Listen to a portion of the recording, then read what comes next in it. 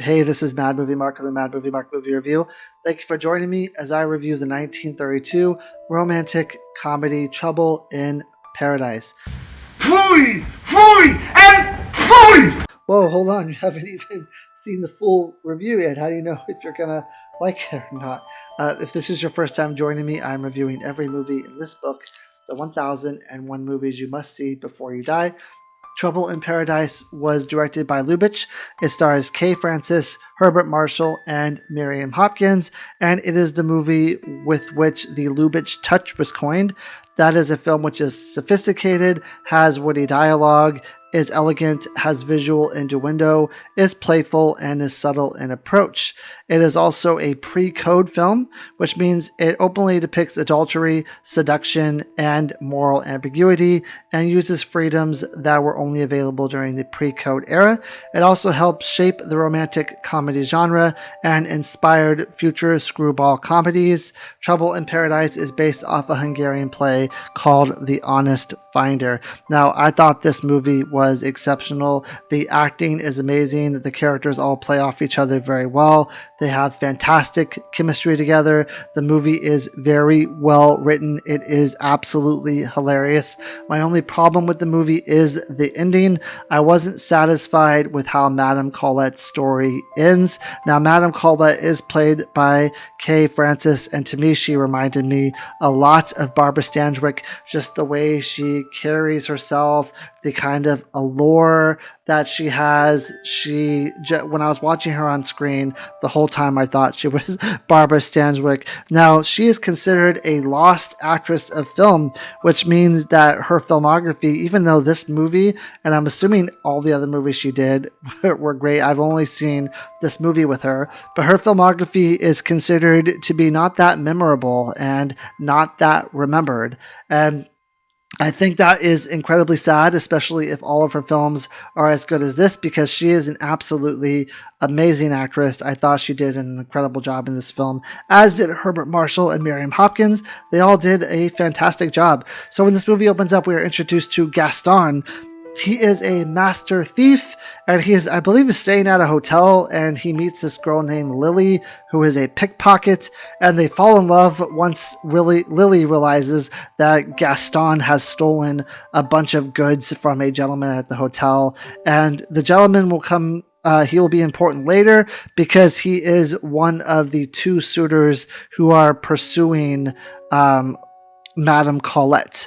Now, after they fall in love, we are introduced to Madame Colet. She is a widow, and she is incredibly wealthy. In fact, she does not care what she spends her money on. She just spends it left and right, doesn't care because she just has so much money. She ends up buying this purse that is like 125,000 francs, I believe.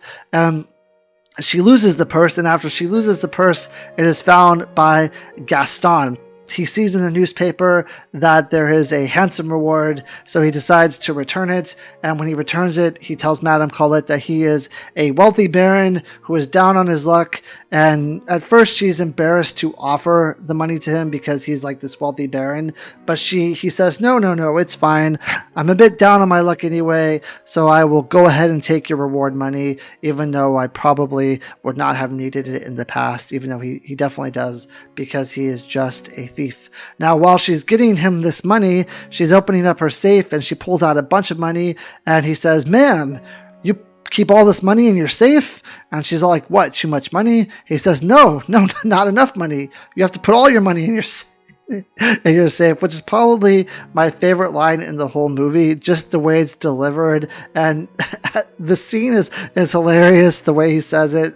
It's just one of the funniest things I've ever seen, probably in a movie ever. So what happens is he ends up becoming her personal assistant because he needs a job, because he's down on her luck, and they end up falling in love with each other. The original plan is that Gaston and Lily are going to rob Madame Colet of all of her money, and they're going to run off into the night together, and it's a lot of money that they're set to rob because he has a combination to her safe, and he knows where all of her money is, or he knows the exact point at which she's going to have all this money. But they end up falling in love, and he is on the fence as to whether or not he's actually going to do this.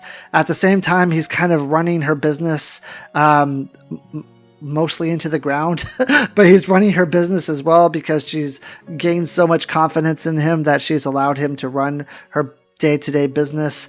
Now, Lily starts to get wind of this relationship and starts to realize that these two are falling in love with each other. So she decides that she's just going to rob Madame Colet herself. Now, I won't go into like how the movie ends. I don't think it's a very satisfying ending, but it's also, I would say it's not one that you're really waiting for. It's not one that you think is going to happen, so I'm not going to give it away. I think that you should watch this movie on your own if you want to know what the ending is. Now, the gentleman that they robbed in the beginning, the one who is one of Madame Colet's suitors, he starts to remember throughout the movie who robbed him in the beginning. He can't remember because at the time he was robbed, he said the person said he was a dentist, and I think somehow put him under so that he passed out a little bit, and when he woke up all of his money and all of his items were gone.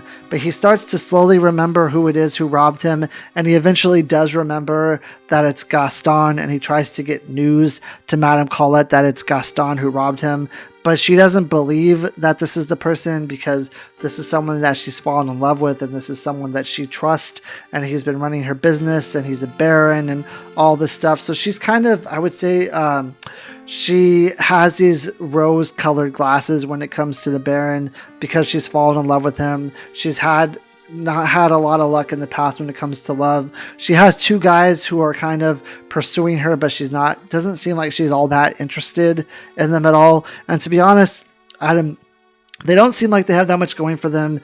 The Baron definitely has more charm and is able to charm her, unlike the other two people who are pursuing her. They're just kind of like goofy and not someone you could see her in a relationship with.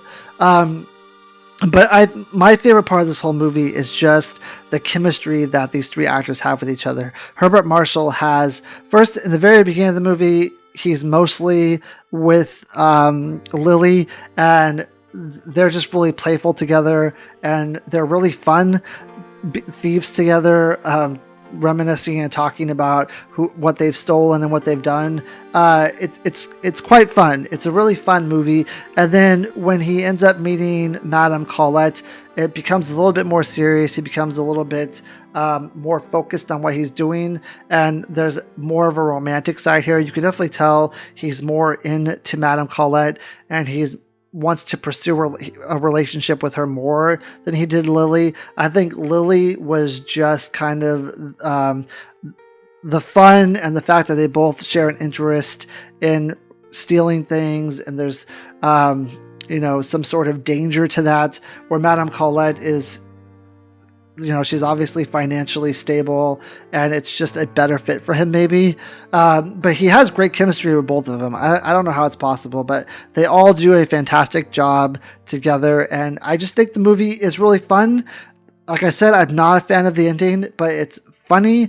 It's a fun movie. The dialogue is fantastic. The script is amazing. The writing is great. It's a storyline that I haven't seen before necessarily, and I think it's a really good kickstart to the screwball comedies from the 1930s, and I really enjoyed it. I will say I'm not always a huge fan of comedies from the 30s because a lot of them involve drunkards, and there's like a drunk sidekick, and that drunk sidekick is supposed to be the guy who's funny, and it just didn't have that in this movie, and I was really happy to see that, and I give the movie a 9 out of 10.